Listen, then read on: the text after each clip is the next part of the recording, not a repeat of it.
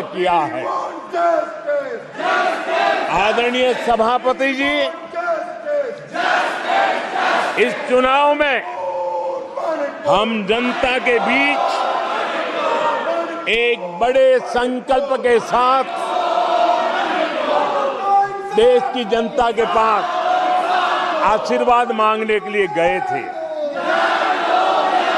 और हमने आशीर्वाद मांगा था विकसित भारत के हमारे संकल्प के लिए। हमने विकसित भारत के निर्माण के लिए एक प्रतिबद्धता के साथ, एक शुभ निष्ठा के साथ जन सामान्य का कल्याण करने के इरादे से हम गए थे। जनता ने विकसित भारत के संकल्प को चार चांद लगा करके हमें फिर से एक बार विजयी बना करके देश की जनता की सेवा करने का मौका दिया है। आदरणीय सभापति जी, जब देश विकसित होता है तब कोटि कोटि जनों के सपने पूरे होते हैं।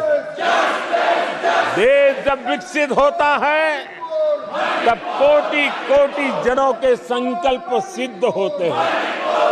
आदरणीय सभापति जी, जब देश विकसित होता है तब आने वाली पीढ़ियों के लिए भी एक मजबूत नींव उनके सपनों को पूरा करने के लिए तैयार हो जाती है।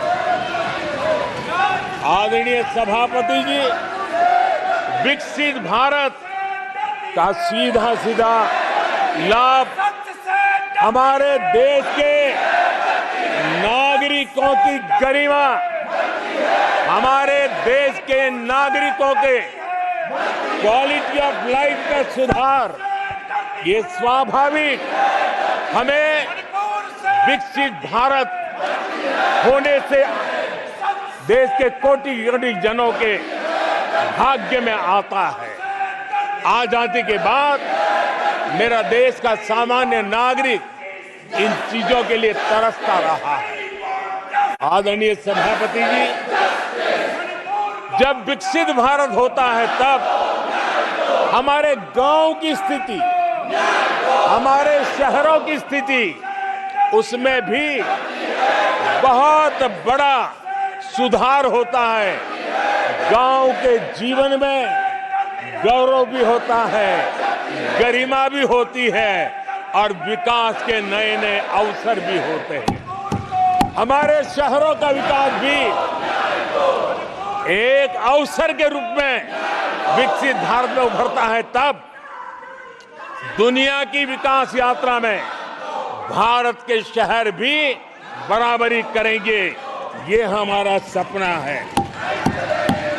आदरणीय सभापति जी, विकसित भारत का मतलब होता है कोटि कोटि नागरिकों को कोटि कोटि अवसर उपलब्ध होते हैं, अनेक अनेक अवसर उपलब्ध होते हैं और वो अपने कौशल्य, अपनी क्षमता और संसाधनों के अनुसार विकास की नई सीमाओं को प्राप्त कर सकता है।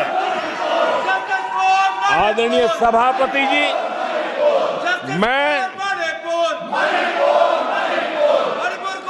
आदरणीय सभापति जी,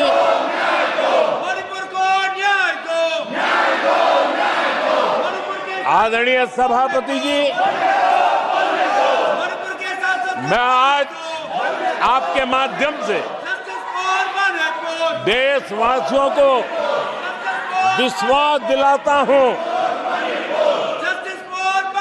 मैं देशवासियों को विश्वास दिलाता हूं कि विकसित भारत के जिस संकल्प को लेकर के हम चले हैं, उस संकल्प की पूर्ति के लिए हम भरसक प्रयास करेंगे, पूरी निष्ठा से करेंगे, पूरी ईमानदारी से करेंगे और हमारा समय का पल पल और हमारे शरीर का कण कण हम देशवासियों को विकसित भारत के सपने को पूरा करने के लगाएंगे। हमने देश की जनता को कहा था 24/7 फॉर 2047। आज मैं इस सदन में ही दोहराता हूं कि हम उस काम को अवश्य पूरा करेंगे। आदरणीय सभापति जी, 2014 के उन दिनों को याद कीजिए। उन 2014 के उन दिनों को याद करेंगे तो हमारे ध्यान में आएगा कि हमारे देश के लोगों ने उनका आत्मविश्वास खो चुका था। देश निराशा की गर्त में डूब चुका था। ऐसे समय 2014 के पहले देश ने जो सबसे बड़ा नुकसान भुगता था, जो सबसे बड़ी अमानत खोई थी, वो था देशवासियों का आत्मविश्वास।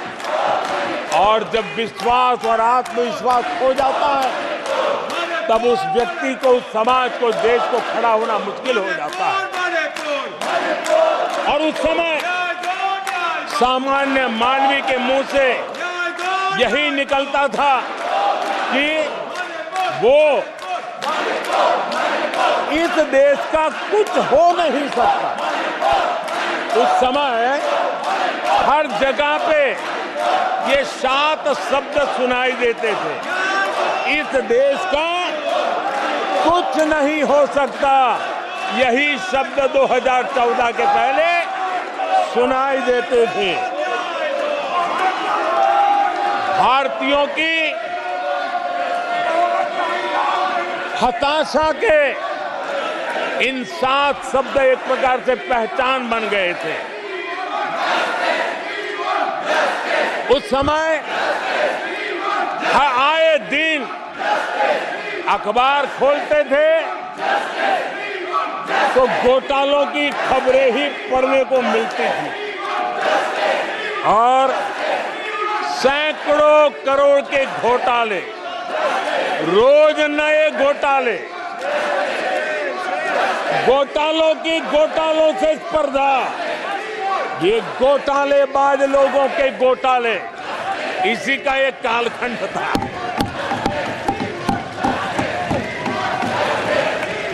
और बेशर्मी के साथ सार्वजनिक रूप से स्वीकार भी कर लिया जाता था कि दिल्ली से 1 रुपया निकलता है तो 15 पैसा पहुंचता है।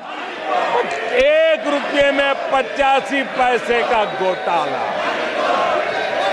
इस घोटालों की दुनिया ने देश को निराशा की गर्त में डुबो दिया था।